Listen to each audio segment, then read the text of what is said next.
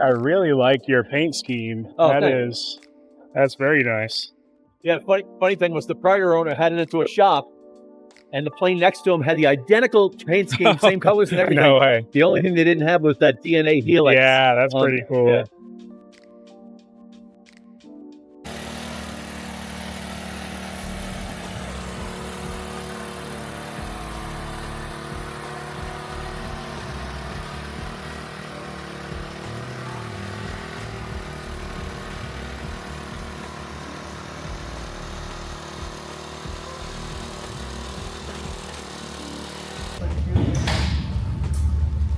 Okay.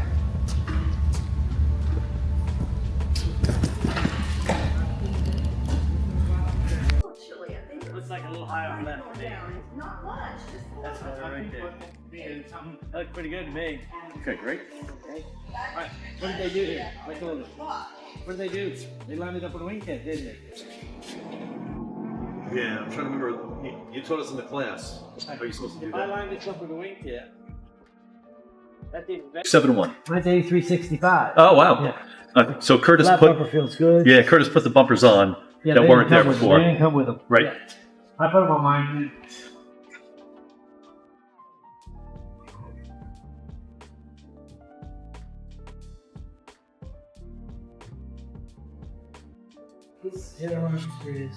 Not bad. But your flap is down below the bottom of the fuselage. See it? Yes. So remember, the left flap is the master flap, right Right. flap is the slave flap. So you've got to lower the other flap with the actuator, rig this one back to where it's supposed to be with the switches, and then match the other one to this one. Gotcha. So let's look at the tail.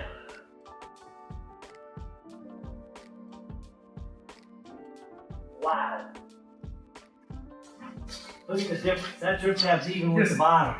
Okay? Even with the bottom right there. Yes. This one's down 1/4 of an inch, almost a 1/2 an inch. Wow. So that's part of your problem right there. But it's not supposed to be even. But I've never seen one with that much spread in it. Somebody's trying to think your lifespan out. Oh right. Step on the ball, and if it stops the roll and centers the airplane up, you got to straighten that.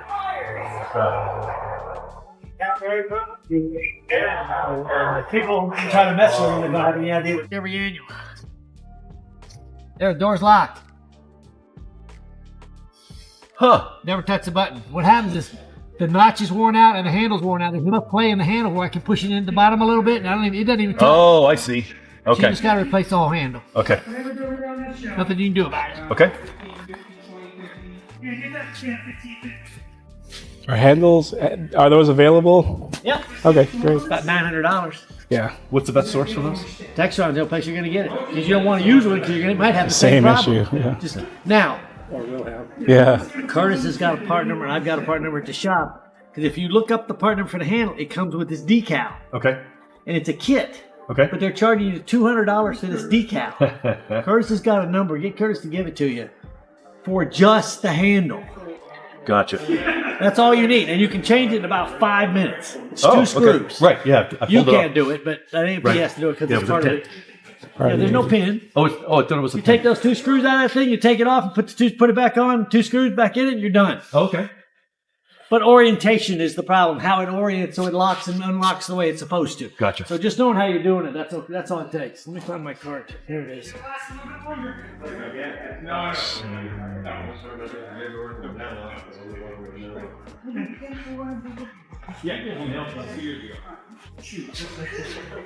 I haven't either. I can't believe the landing gear didn't have a like a major problem on this. I know it's surprised it didn't have no leaks before we never got done here. You know, I quit when I saw that. Carrier today. Teaching on the back of that truck out. Oh, you just did it. Okay. All right. I was trying to get another EL panel out in time, and then I saw a truck out there. I put it in on the back of that truck. All right. And this gentleman over here at the table was looking for you. Who's that? That is the number one guy to the bar. Anybody's using the right maintenance manual, they shouldn't need a sticker. The right maintenance manual tells you they're being torqued and they need to be torqued right.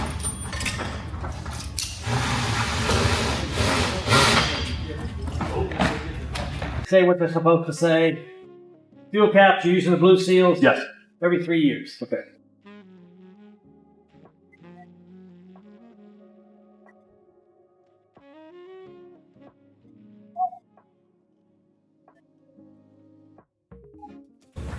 It's possible. Okay. Is that something we can test tomorrow? Or Yes, I got to pass the check there. would you recommend a Concord switching or stick with a gill? Yeah, so bears, you've got to run the gill wet or the gill sealed. Okay. Technically, you can't run the Concord legally. Oh. It'll work great, but legally, you can't run it. Moving it won't hurt, but it's not a heavy wear point. No. Okay. Yeah. Well, Bill, you're not sweating yet, so this is a good sign. He's just started.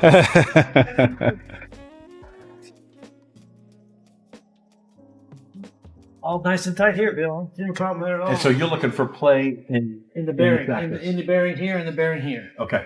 And then I'm looking for play at the inboard thrust bearing by trying to push the elevator out forward. Oh, okay. Try to push it this way. And when they wear, it'll slide and go clunk, clunk, clunk, clunk. Gotcha. These are Gotcha. both good shape. Okay, great. Let me get my card. I'll meet you right over there.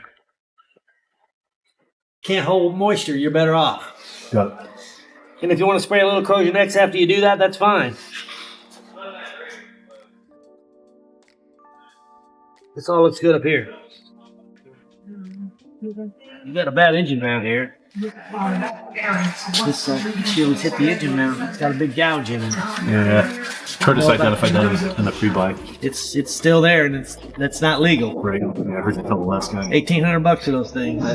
Just be done with it. Okay, so when they rebuild this, they can just simply put an impulse in there. Yes, sir. You put one on both mags, Okay. and they just take the other set of points out of the left mag. There's a jumper you got to take off of the ignition switch, Okay. and then you take the wire right here, which is the hot wire. You tie it back, and there's a circuit breaker inside. I normally go take it off the circuit breaker. Okay. Okay, and then you get rid of something to make, because if this fails, you ain't getting started. Yeah, right. What's that? 27.2. So I'll give it an hour and check it again. Okay. And then I'll have it check it before we go home. See how it holds up. Blue bearing. This all looks great. Okay, let me get it on jacks. Ready to go up, Andy.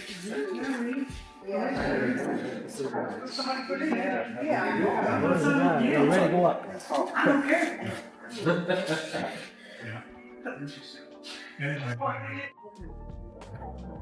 Yeah, I think the problem is, so every time you do anything, I just put the battery charger on. Yeah. But it doesn't give you the voltage you need To for do the for gear swing. Yep. That's The right. gear you need to be at 14.25 volts to do a gear swing. Yep.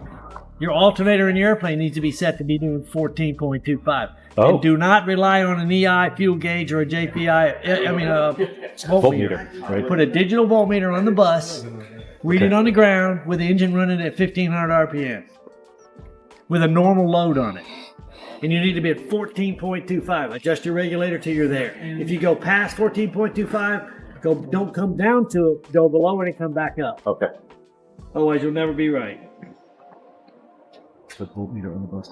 1500 RPM you said, right? Yeah, that's good.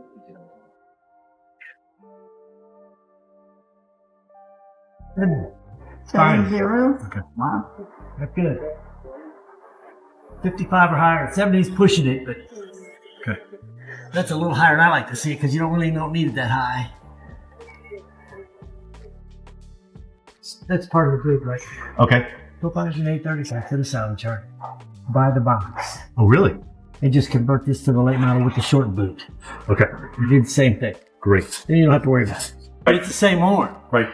So if it works in throttle warning, then we got a wiring problem somewhere. Okay. Okay? All right, that's good, Howard. Turn it off. Back down. Give me 15 up.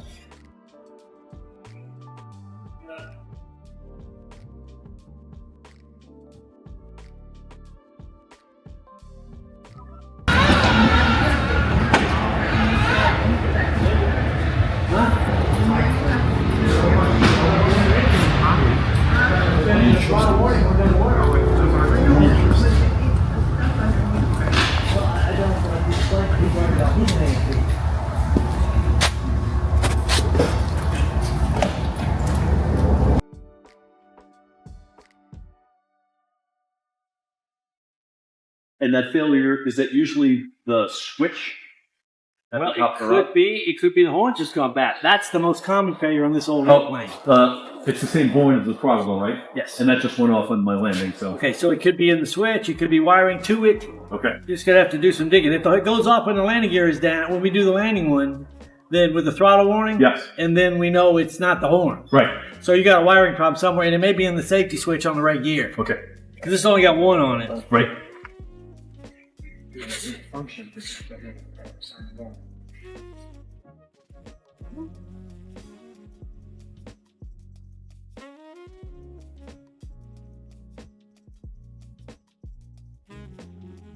My brain here, but I can't Yeah. think of the name of it. I've been looking at Tempest, not Tempest. No, they're the same as this. That's a Tempest there. Yeah, but that's the same as the Donaldson Parker. Okay. Just an aftermarket. There's another company that makes one you can take out and clean.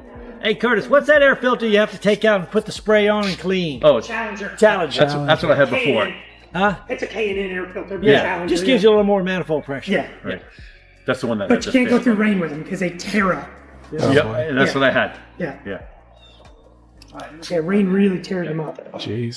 Curtis, you weren't able to look at the intake manifold, were you? To I see have if, not let, yeah, Okay. no, I'll do that next. okay.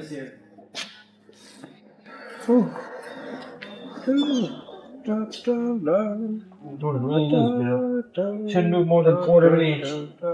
You have 3 attach points. No rotation on your retract rod. The retract rod should rotate a 1/4 of a turn each direction. Okay. You will not move. Oh, wait. Yeah. See, I can move it, but it should go. So it's clunk, way clunk, too clunk, way clunk. too tight. No, there's something. You probably Oh. put it in when they put it in on top of the actuator. They didn't put a washer under it. Oh shit. Okay. You got to put a thick washer under it on top of the actuator. It'll hit the sides of the actuator and it'll rotate. Got it. Okay, so that's what I would do. So that's the retract. Yeah. Man, there's so much tension on this thing. I can't hardly pull it in. So I should just schedule for Curtis to do a full rigging of my landing gear. Yeah, that rod.